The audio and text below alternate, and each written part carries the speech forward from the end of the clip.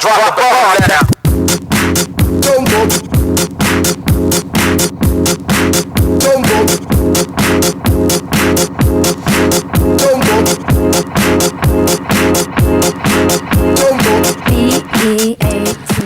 All right. Well, just like that, we are back. You are tuned into This Pink Cloud. I am DJ Kelly Reverb. I am an RSPS. Yes, thank you for the horns. And it wasn't late this time. And the fanfare. I appreciate it.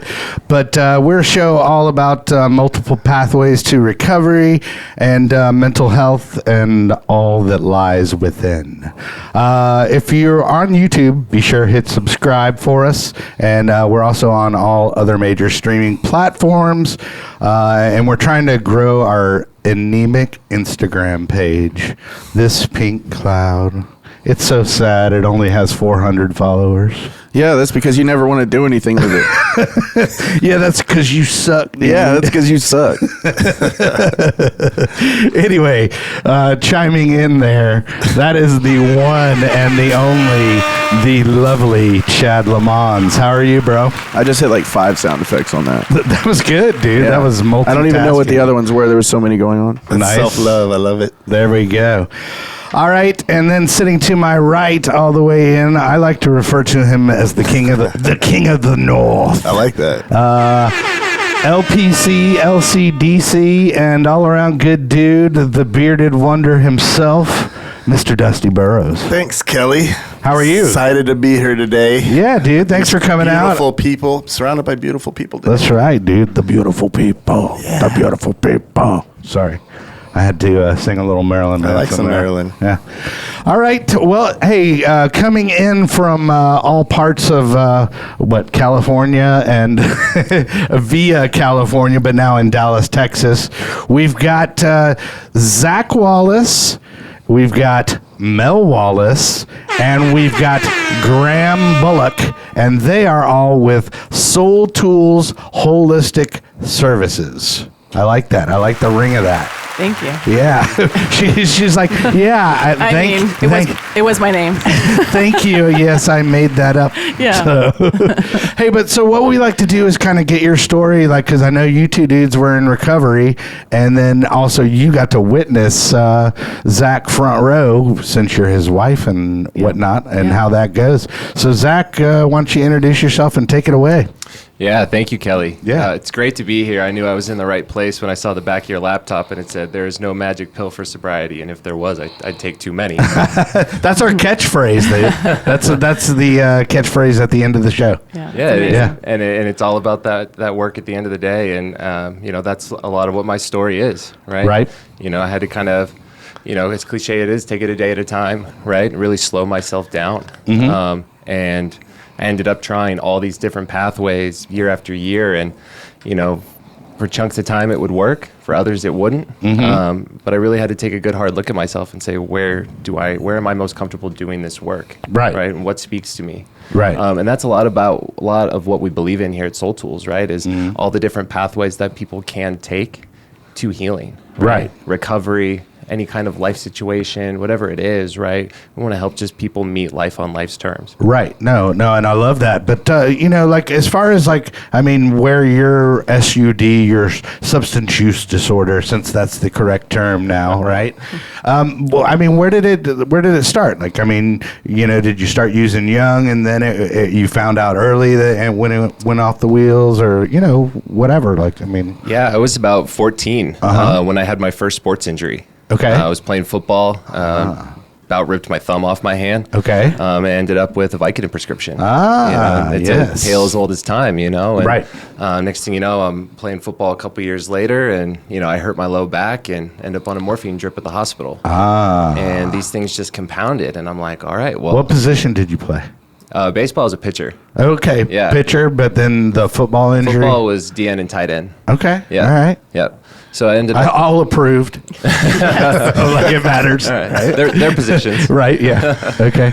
Yeah, and I found out I had those moments where I was like, this is it, right? Uh-huh. These moments of intense suffering and pain, this took it all away. Oh, right? yeah. And not even the underlying, sadness and things like I hadn't really resolved yet. It took all that away too. As I learned, I couldn't A little bonus. Yeah, right. Like check. Right. Yeah. So that's crazy. So like, I mean, I always think, something as innocent as a sports injury led to an addiction for you, huh? Yeah, and it was really just kind of missing being with the team and being a part of something bigger than myself, right? You almost lose being in touch with your friends, right? Because there's a whole world of separation when you're on the sideline and they're on the field, right? So you kind of go through these identity crises. You fall in with different kids, and that's what everyone does. You start just using, drinking. Right. And it led me all the way to college, where I played college baseball. I started at UC San Diego. Oh, nice. Shout out, dude. Well, yeah. how fast were you throwing? High 8s, low 9s. Nice. Yeah. Okay. That's very respectable. I think the fastest I've ever thrown is 70. That's not bad. That was like, oh, my arm hurts after that, dude. I need to ice it. So, did you have a mean curveball? And what was your specialty pitch? I threw a splitter and a slider. I had this freak ability. Look at to split that! my Hold on, fingers. hold up your hand, dude. Look at that, dude. Oh my God. That's some alien shit, dude. You could drive an alien spacecraft with that, dude. 12 years old. That's what I was doing. Holy crap! So you could fit like a whole baseball in between your index and middle finger. Wow, that's impressive. So I could imagine what that would do to the flight of the ball. Yeah. It creates a lot of drop. It looks like a fastball out of the hand, and then the bottom falls out of it, and it's a splitter. Wow. Yeah. Cool. And so you got? Did you get a scholarship? Yeah, I was on a partial scholarship at UCSD. Okay. I ended up getting kicked off for drinking, using, failing some drug tests. Didn't pass a few classes as well to sprinkle that on top. Sure. And next thing I know, I'm going to junior college. Trying to win myself another scholarship. Right. I take that route. Fall deeper into addiction because nobody's testing me, nobody's keeping tabs like a UCSD would, and played well enough that I ended up going to Eastern Michigan. Okay. Played there for a while. I was still into the pills and partying, and as soon as I got to Michigan, I didn't have the pill connect I had, and You lost your plug. I lost my plug, and it was the mail took too long, and it was just, it was one of those things where it's like, all right, well, what's convenient and easier around me, and that's when it became heroin. Okay, I got it. Yeah, wow. So I spent a couple years heroin, eventually progressed to IV use, and those were the 2 years I finished at Eastern, actually finished school, so I'm grateful for that. That was Chad's DOC was the speedball. Yeah, I don't know what you're talking about. All these scars I got all over me. But yeah, you're amongst like company with the sure. IV use for sure. I knew I spotted a real one. Yeah, right. Absolutely. And he is legit. Heroin quit working. You know what I mean? So I started adding everything else to it, and all of a sudden it was a drug again. Best weight loss I ever had in my life. You know what I mean? Best way to lose 50. Thanks, Hydroxycut. Yeah, right. Exactly. But so then you're going to college and fooling somebody else into a scholarship in Michigan.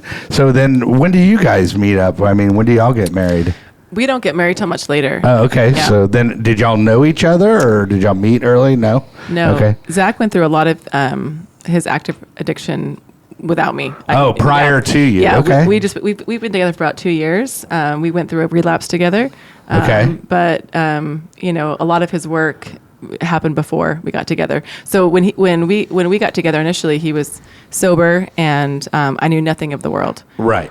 You knew nothing of recovery. I period. Or I grew up very sheltered in a very religious atmosphere, and kind of lived in this bubble. And it took probably about better part of 37 years to break free of a lot of my own situations and were you in the Church of Scientology? Close. It'll offend some, but you're like close. I was Baptist. Yeah, exactly. Well, Mormon. So there you go. Oh, yeah, Mormon. Yeah, there you go. It's pretty deep. It's pretty deep end. Yeah. But no, I mean, my eyes are open to a lot of things, especially my own healing path. But it was illuminating to really to walk that road with him and really understand addiction in a such a visceral and raw and vulnerable way. Right. everyone's walking their own healing path. And I saw early on that there was a difference between sobriety and healing. Sure. When we were together, there was a lot that was coming up for me on my own path and my own use of different plant medicines that were really helping me. Ayahuasca, yeah. Mushrooms, absolutely. It was changing my life. I've done the ayahuasca retreat myself. Yeah. Yes. I got 2 years sober, Yeah. and I was like, I'm going to do ayahuasca. Exactly. I want to do ayahuasca. We kind of had the same idea. Yeah, right? Yeah. Right?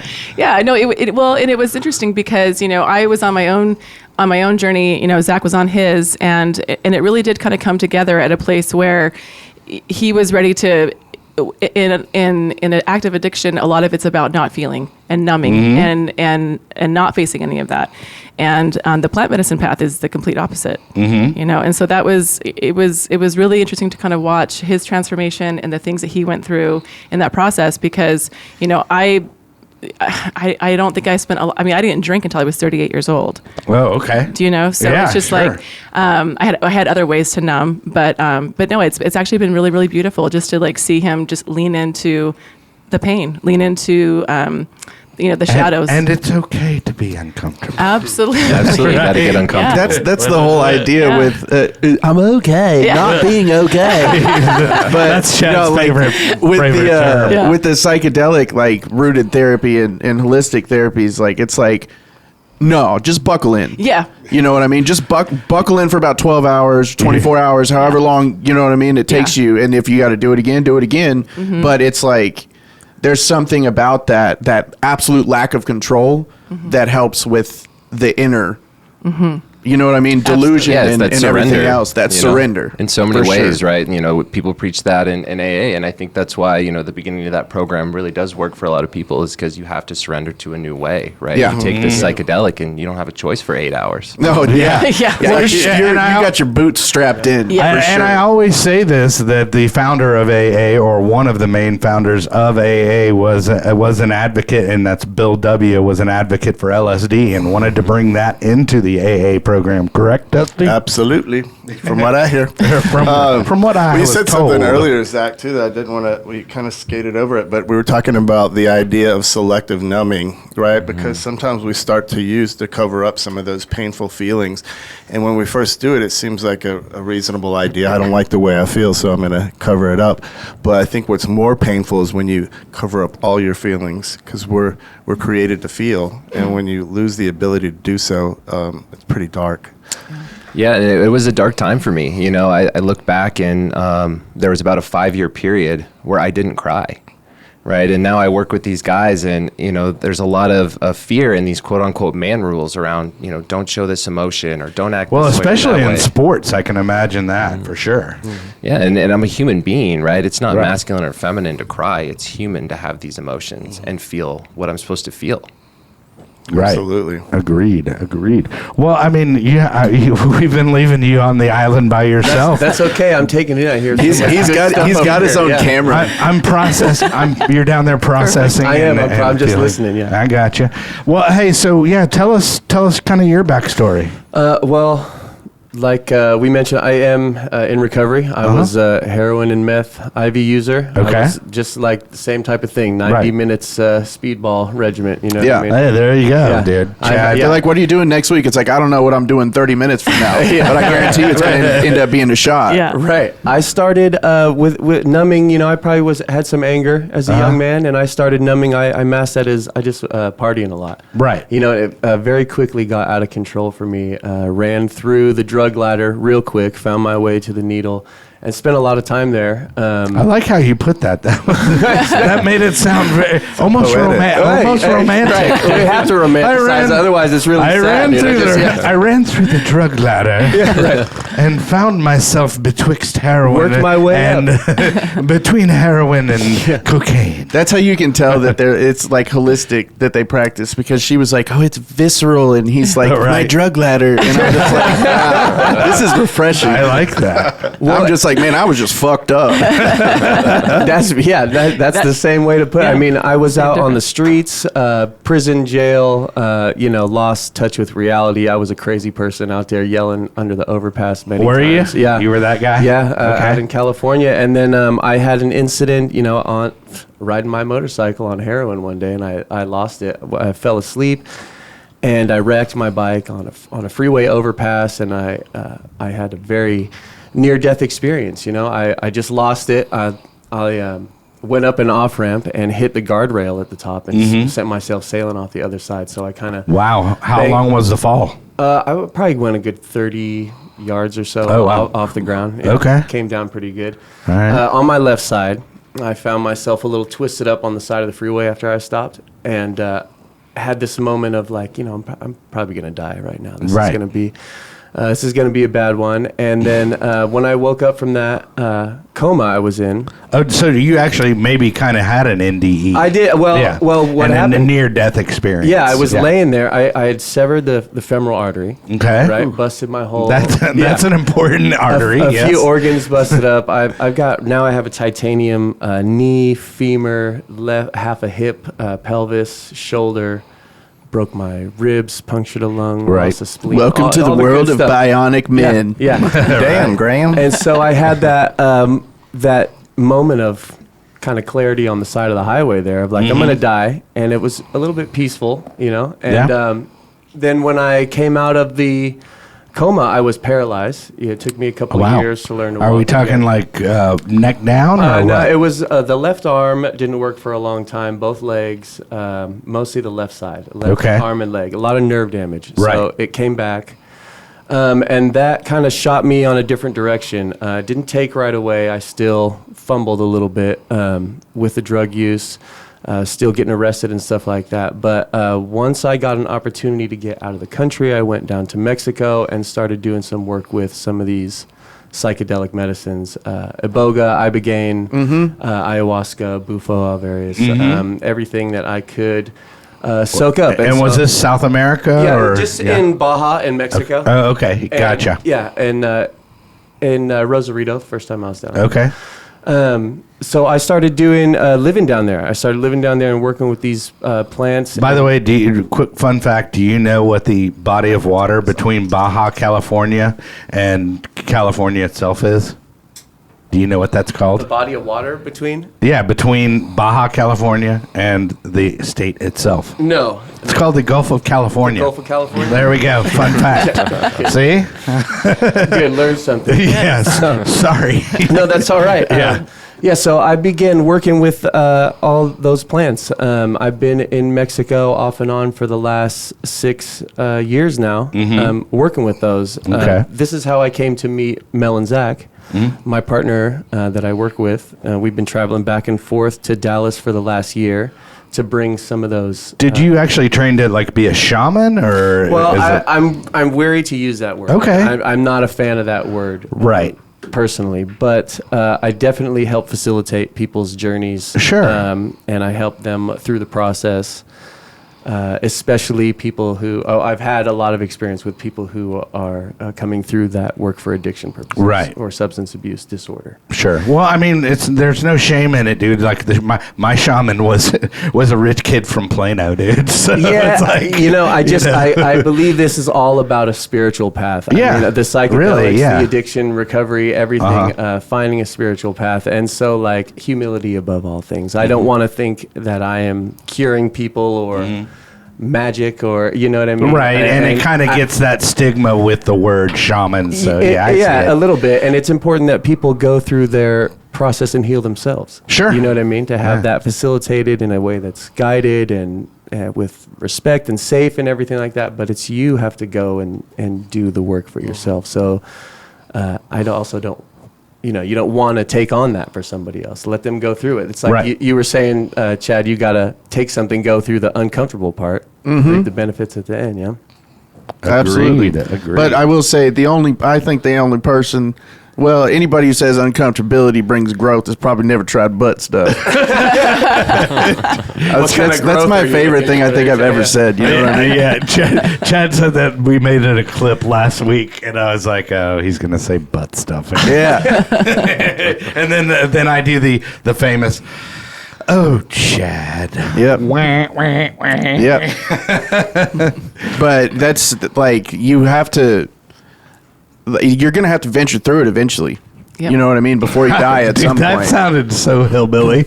You're going to have to venture You're gonna have to do this shit eventually. You're going to have to venture through eventually. And then the darker, the longer it lives in the dark, the more it grows. Yeah, this stuff is affecting you all day long. Whether Yeah. or not you want to recognize that or realize it, it's you might as well face it and go through it. Because it's going And to be a come out whole the lot other easier side. now. Be free from it. Yeah. Exactly. Than Yeah. it is like 20 years from now when you can't even remember what you're pissed off about or Right. what you're upset about that's like bogging you down. I think Dusty I think, Mel, you mentioned that earlier. There's a difference between sobriety and healing. I know a lot of sober people who are miserable. Yep. And Oh, that yeah. was one of the things I witnessed early on. And I always heard that if you want what we have, and I was looking around, I was like, I don't want what you have. Yeah, right. But I want what you have. You're what kind of you have, right. Yeah. And that's the difference that I saw is people out there really doing work, Right. going through the really tough patches and coming out on the other side. Right. People And- just white knuckling it for 25 years. Right. That hate their Yeah. life. Well, and that's Or, like- yeah. And then like their wives and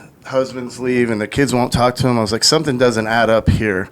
And then other people who are sober from sometimes different amounts of time or whatever, and they walk into a room and just light it up. And I was like, that's what I want. Right. Yeah, I mean, at the end of the day, it's about progress, not time, right? And that's some of the best advice a friend of mine was given after a relapse that had about 3 years. You know, he got sat down and said, everything you did, all this work prior, isn't gone forever. Right. You still made that growth. You may not It's have. and that what they say. I mean, it's kind of cliche, but they kind of say that relapse is a part of recovery. You know, I mean, I guess that's just doesn't have to be part of your recovery. Yeah, exactly, right. But I mean, so you were saying like as far as your journey, like you had a relapse. So like, explain to us like. From how long of a period were you sober, like the window, and then what triggered the next relapse, and how could you have avoided it?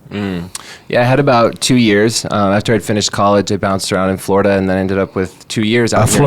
Florida's trouble, dude. It's a mess, man. That's trouble. I'm never going back. Maybe on vacation. The trash can of the U.S. It's like Houston for me. I'm never going to Houston. Yeah, and I ended up out here in Dallas, and I had about 2 years. Okay. I had met Mel about that time when I was in recovery, and I had kind of reached this block, right, with the program of AA, and I was working in the sober living industry, coaching guys, right, and Sure. couldn't find myself as bought in with some of the principles of the program, right. A lot of things are great, and I'm grateful for the background, but Right. I had some conflict, right, and it caused me to not work a program. What was at all. what are your conflicts? Because I mean, I think we're kind of like-minded in that way, and I think AA is a fantastic tool, but I'm one of those probably of the same school of thought as you, where I take what I could use, what was practical for me, and use that, as far as, AA is concerned. But then I found my own path as well. Yeah, exactly. It's kind of like just picking diamonds out of the rough, right? Right. And you dig through and you find what you like, pull it out, and all right, I'm keeping this, right? This works for me. Right. And I think that at some point, and Dusty, correct me if this is also, if this is wrong, but the difference between kind of AA and some of recovery dharma is the difference between powerlessness, right? And the choices that you feel like you can make as you step into your own recovery. Right. Powerful, right? Yeah, program of empowerment versus powerlessness. I think that's really the big difference in them both. But there are so many parallels, but that would be the core, I think, difference. And that's really what resonated with me, too. Yeah, likewise. And I love that conversation that we had about it prior because, I do feel like I have the choice to step into this work, right? Because I'm choosing to take the psychedelic and go on this journey and surrender and then afterwards integrate things that I've learned. Right. That is my choice and I'm going to do that work. Right. So then but like as far as when you relapsed, was there anything that really set you off that now you're aware of that you avoid or deal with? Yeah, for sure. I think the biggest one for me is boundaries Okay. with people that can pull on me, right? Like especially loved ones, family members, right? You know, these people that, you know, you have these prior relationships with and they still see you as, you know, someone who's early in recovery, right? And they want to treat you that way. My parents are amazing. I love them, right? But I do have to create boundaries with them and other loved ones in order to keep a lot of my space safe, right? And Protect your energy. protect myself. Yeah. Absolutely. You Right. know, I got to take care of number one before I can take care of anybody else around me. Right. I think that's a big blind spot for people, because if you're blessed with a supportive family, I think, oh, well, that's all I need is a supportive family. But oftentimes that's the reason why you got sick, is Right. that family who might love you and you love them, but they're also part of your illness. And so They if you have have their nothing own stuff outside too, of yeah. that, then that's going to be a dry well eventually. I see it with clients all the time, you know, when you start to kind of dig a few layers deep, and immediately their go-to response is, my family is great. I love my family. They're good people. You know, it's like they have a hard time, and it's like, of course they are. Of course they are. It doesn't take away from the fact that there are these, you know, deep issues that we've never addressed, and that people aren't perfect, and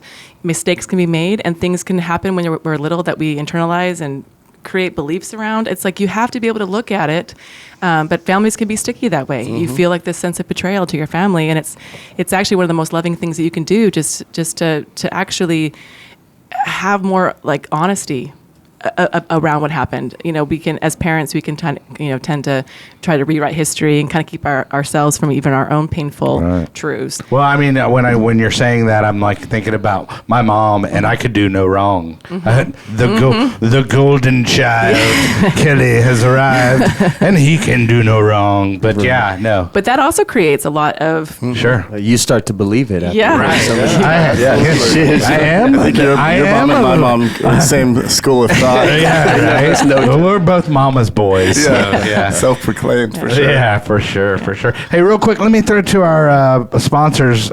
We've got Lone Star Injury, which is actually, if you go to thispinklawyer.com, it will route you to their site and ask for Max the Axe.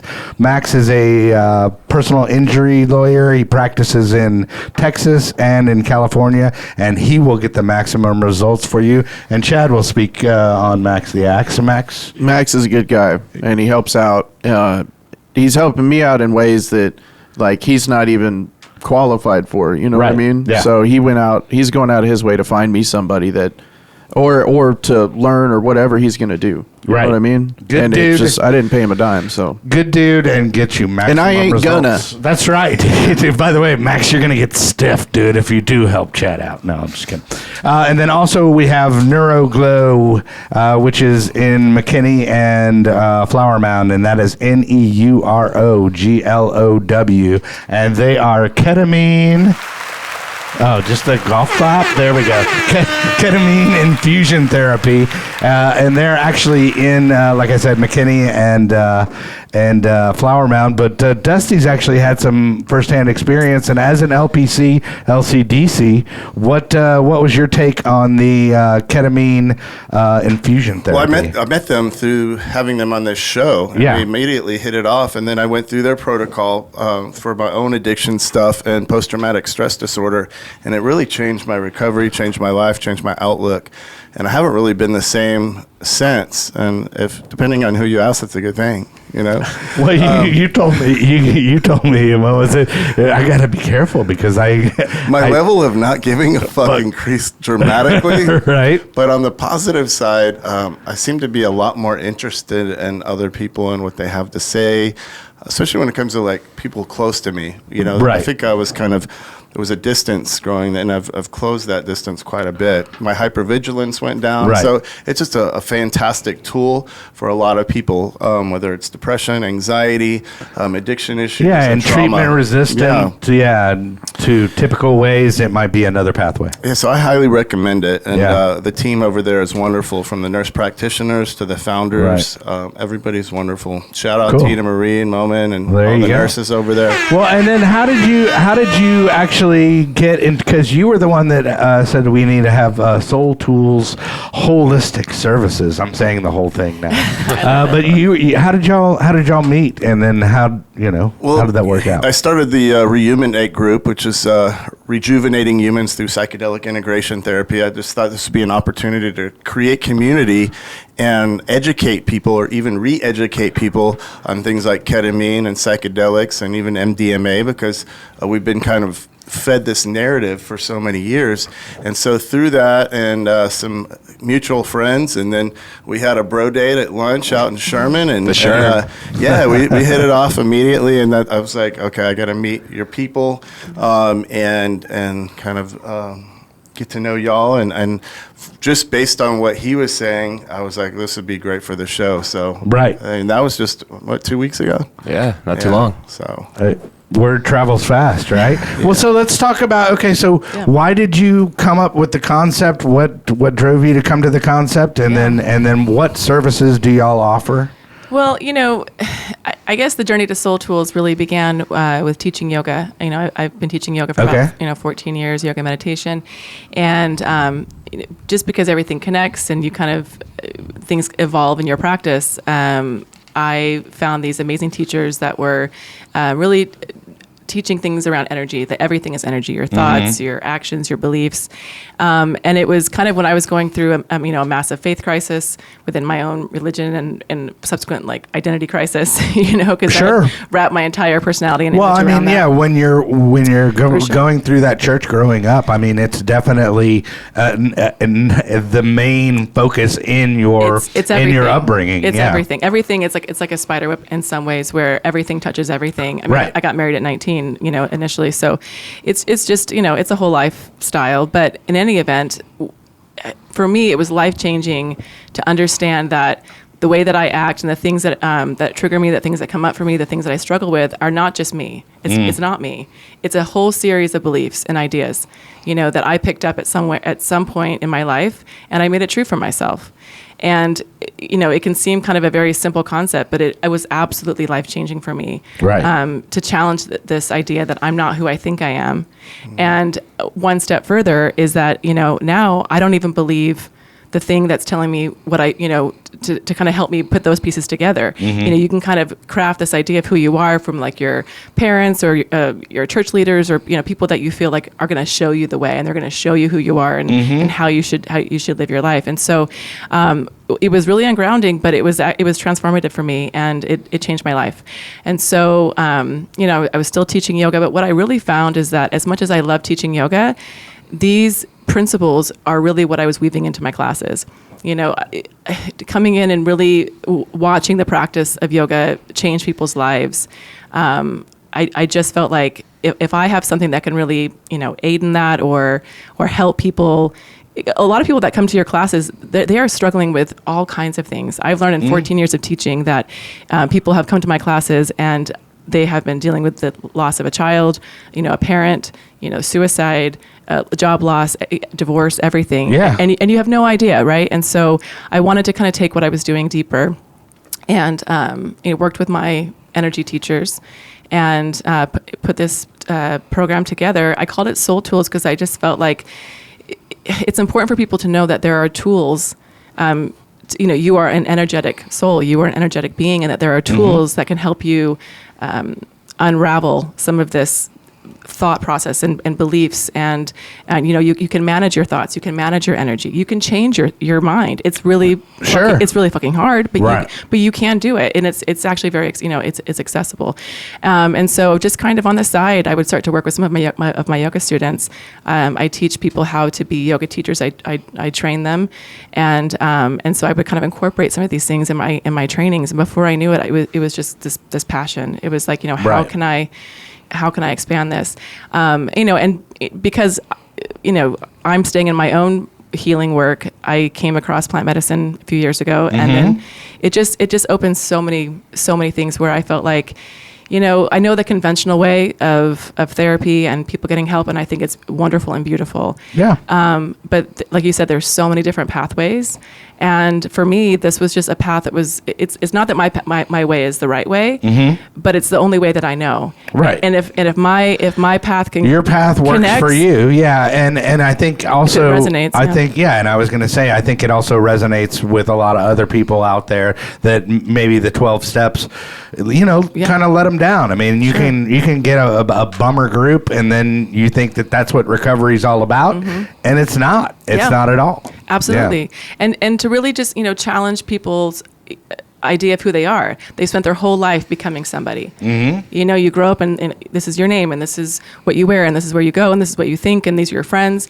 And so, the process of really unraveling the somebody that you have become, I can see where it triggers, relapses or addiction or different things. It's very unsettling when you get to maybe like 25, 30 years old and you're at the peak of what you think being this somebody is going to give you. Right. And then you're like, well, this isn't what I thought it was going to be. Right. Yeah. It's kind of even a shit show. You know? And so, that process of allowing people to go through the process of unattachment of who they think they are. I don't know. It's a scary one, but it's a brave one. And I love connecting with people that are willing to do that. It's not for the faint of heart. Right. And so, okay. So like, where can they, do y'all have a website? We do. Okay. Yeah, And what is that? Soultools.co. Okay. So .co. And then y'all are also on Instagram as well and Facebook? Yes. Okay. Soul Tools, I believe, _ holistic services. Okay. And then what exactly are the services if somebody goes to your website that they could find that y'all offer? Yeah. So just really in the spirit of many paths, I specialize in the energy of beliefs. I work with people with, anything from depression to anxiety to religious trauma, relationships, that kind of thing. A lot of where we're stuck right now, it's these ideas you have. And so we work through that energetically. Okay. Kind of go back and we unravel that.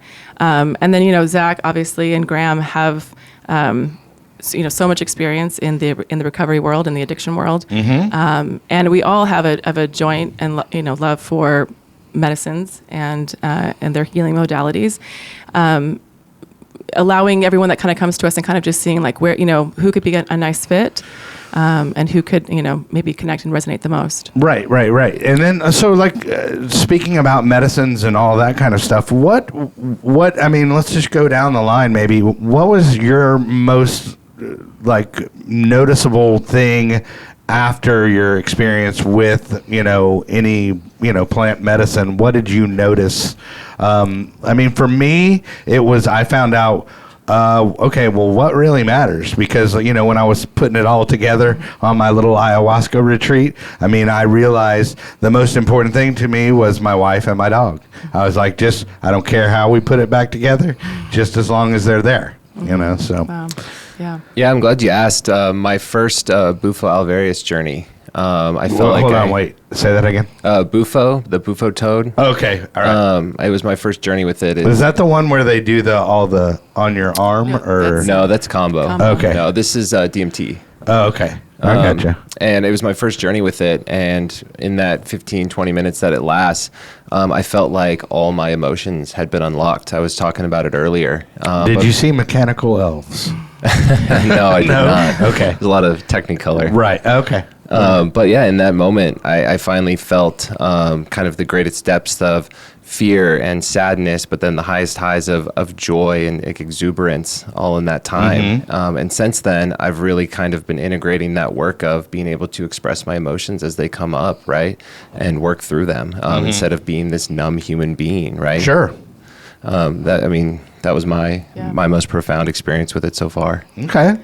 Yeah, I think, my first experience was mushrooms, and, my dear friend who hadn't planned on trip sitting me ended up being just the most amazing guide. Oh, right. Yeah. And by the end of it, I felt like I had unlocked memories from, childhood when we moved from Ohio to Chicago that were that had formed a lot of ideas about, my ability to speak my mind. And Right. anyway, just a whole slew of things. By the end of the night, it was like 5 years of this heavy condensed therapy. Not that I had been healed, but I had unlocked so many doors. Well, you had exposed maybe a wound or something that you hadn't addressed that you didn't even realize, maybe. Huh? Well, and in my work with helping people get to the root of their beliefs, it's that can be a process because the mind and the ego is like on guard trying to defend who it is, Right. and psychedelics are like fuck your defense, we're going right to the place, right? Yeah. And so and that led me to ayahuasca, which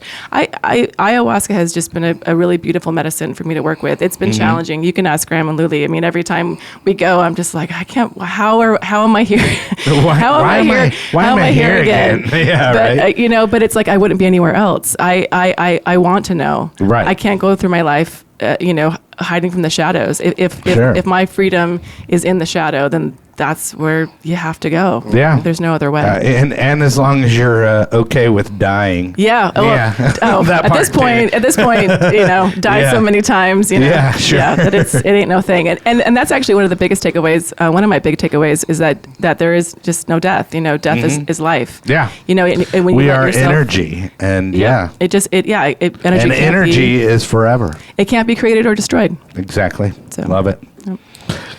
Yeah, All right. that's a very interesting question because I've made these plants and these medicines like a big cornerstone of my life, and so they continue to give me things that I don't see coming. That they continue to help me to shed layers and uncover parts of myself and stay on this healing path.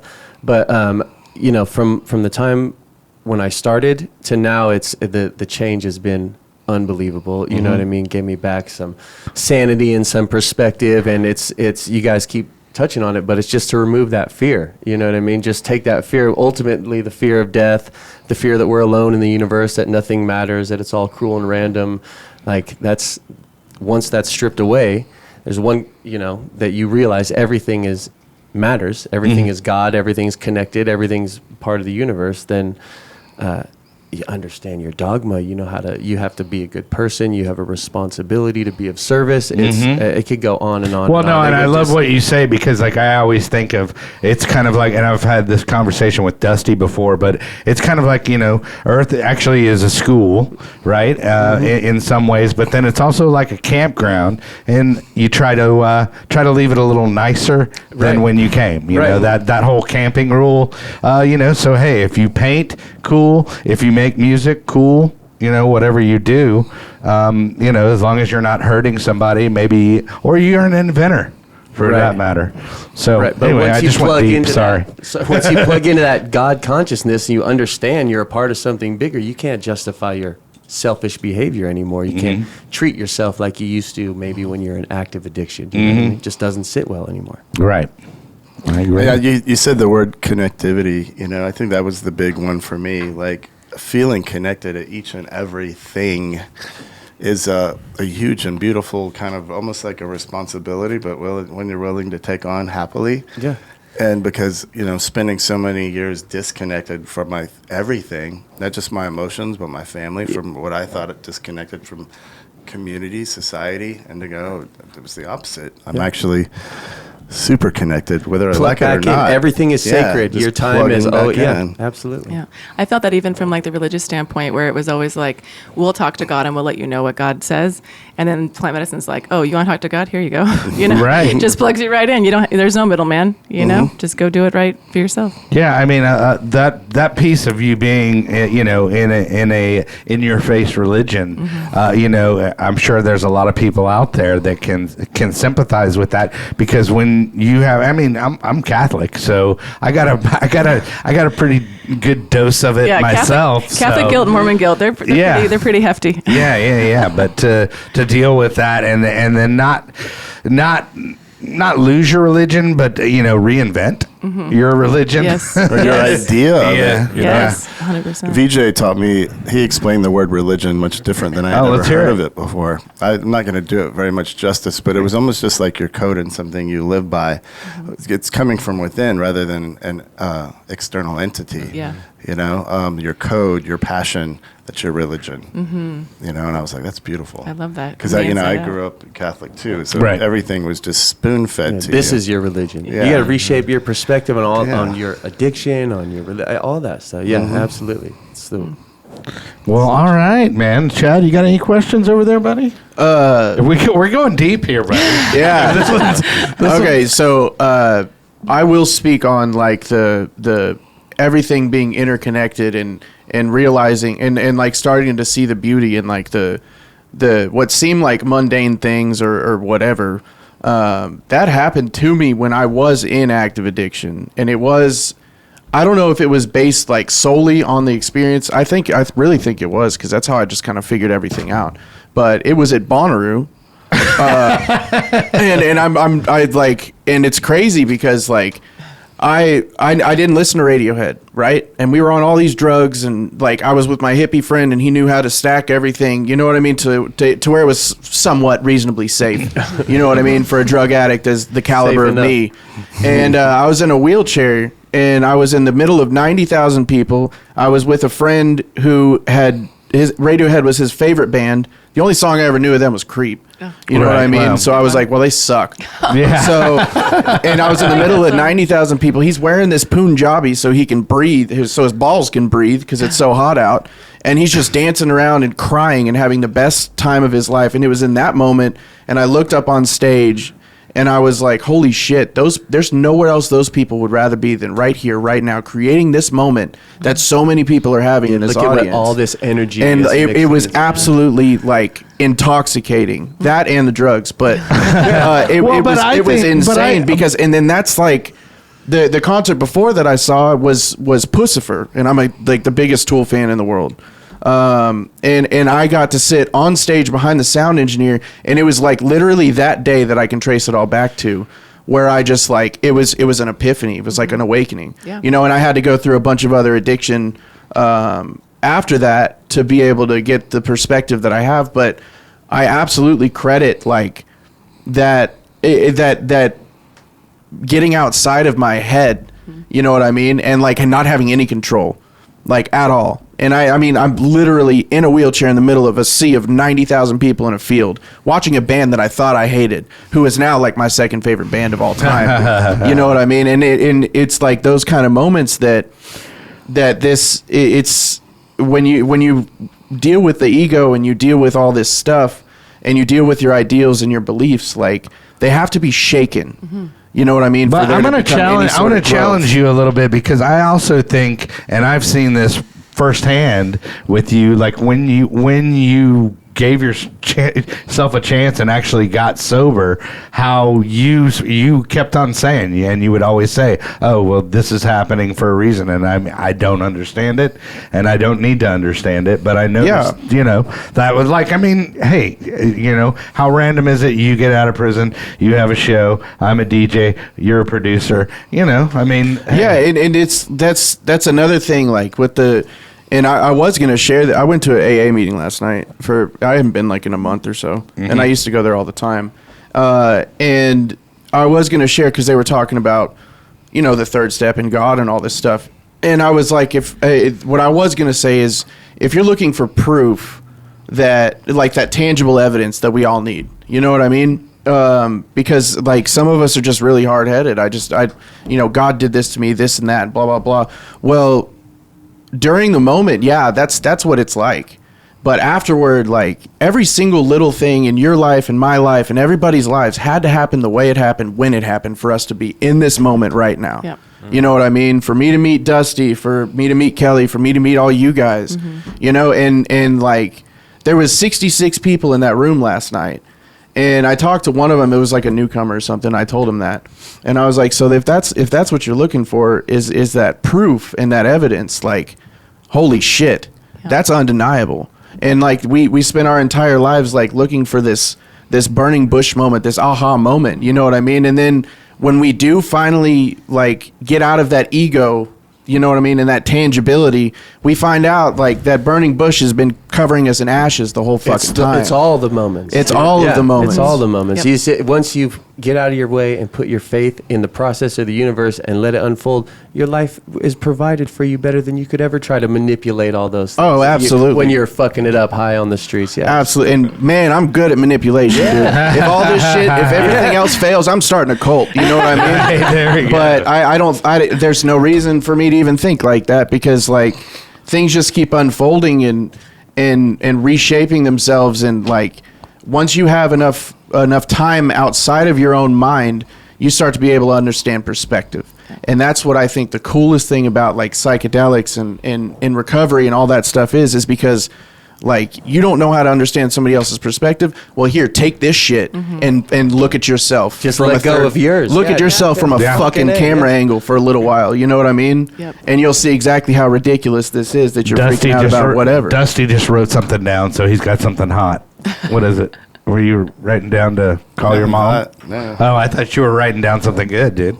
Well, hey, so anyway, Thanks so for giving me the space to do that. yeah, well, hey, man, I got to look out for everybody. I'm just air traffic control here, dude. And hey, man, and there's a balloon from China. Yeah. Anyway, but I appreciate you guys coming out here. Yeah, thank and then you. let's give it again. Like, if they want to get in touch with you, what's the best way? Yeah, I mean, on our website, there's a form that they can fill out. What is that website? Soultools.co. Okay, so They can hit us up on Instagram, which is soultools_holistic services. It'll come right to us, and we'll be able to, give a consult and figure out like the best way forward. Sure. What we want is people to be able to have a space that's just, no judgment. Right. Allows them to, pick the best course for them, and and support them in the best way that we can. right, and to make sure that it's a good fit, because Absolutely. this and this is what I say, about any kind of plant medicine, it's not for everybody. Yep.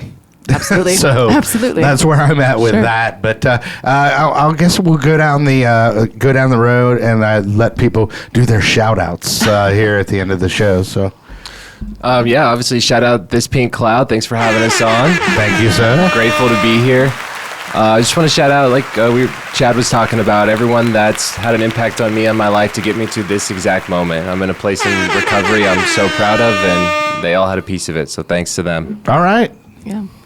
No, I mean, we've loved being here. I love this process. I mean, the community of yoga that has really gotten me through some very difficult times. The fact that we're Shout out yoga. always shout out to yoga. Yeah, right. Yoga Shout to out. the people. They're pretty amazing. They really saved my life more times than not. So, but I love the little breadcrumbs that we leave for ourselves. That once we kind of get to a certain level of awareness, we realize everything is connected. Everything's working out. The fact that I'm sitting here with these guys right now just shows me that like life has my back way more than I could have ever imagined. So, and that we can do this kind of healing work together is just the biggest blessing. And Graham? It's I'm grateful to be sitting here with my friends, trying to make a difference, do something good. Thank you guys for having us on. I will just quickly add, if anybody wants to come and see a little bit of what we do sweat lodges. I would love it. Shout out Sweat. Once or twice a week. We have a Facebook page, DFW House of Steam, and we have a calendar of events and all kinds of stuff. I would love to come to a please. sweat lodge. So where's it located? Hazel. Hazel? Yeah. I don't know where that is. It's about an hour from here. Okay. Not too far. All right. Yep. Gotcha. Just far enough to appreciate it. Absolutely. Got it. Yeah, you won't regret it. It's pretty amazing. All right. Well, cool. Well, thanks for coming out, guys, and be sure and hit them up on the website and the social media. Obviously, if you're watching the show, please follow us. We're on all major streaming platforms. Share, like, comment, all that stuff. Because if not, nobody likes us and nobody hears about us. Right? Right, Dusty? That's right. And what about your Recovery Dharma in Plano, Well, Dusty? yeah, I want to give a shout out to Recovery Dharma Plano and Recovery Dharma Dallas, 2 sanghas, 1 sangha, 2 locations. You just like to say sanghas. I do. I like that word. He learned the word. Yeah. Sangha. 1 sangha, and then of course the Sobar Community Sessions Wellness Group, NeuroGlow, and Texoma Community Center, There we go. who has allowed me to be here today. So Cool, if you're ever dude. up in Grayson, Fenton, or Cook County, you need services, can't afford services, texomacc.org. There you go, dude. Awesome. That is from the king of the North's mouth himself, dude. But yeah, I appreciate you coming out, dude. Always a pleasure, and you're always welcome here. Love you, man. Yeah, love you too, buddy. And then definitely going to come check out the Sweat Lodge. come on by. And then Chadwick, always a pleasure. Thank you for coming in. I had a damn good time today. Man. I finally got to meet Chad. Yeah, Yeah. dude. I think this something will work out. Yeah, we need a between bro you two lunch dudes. up in McKinney. There you go, Yeah, dude. for sure. For all the people that live in McKinney. I always tell them, dude, I always try to give them the strong push. You need to move to Dallas, but who knows? He'll figure it out. Yeah, Big stuff everything will happening work up out. there. He'll figure it out. Everything He'll will figure- work out no matter what. There you go. I like it. So- I think that's what this show's been about. Yeah. Well, thanks again for coming out. And hey, remember, guys, there is no magic pill for sobriety, because if there was, we would all take too many.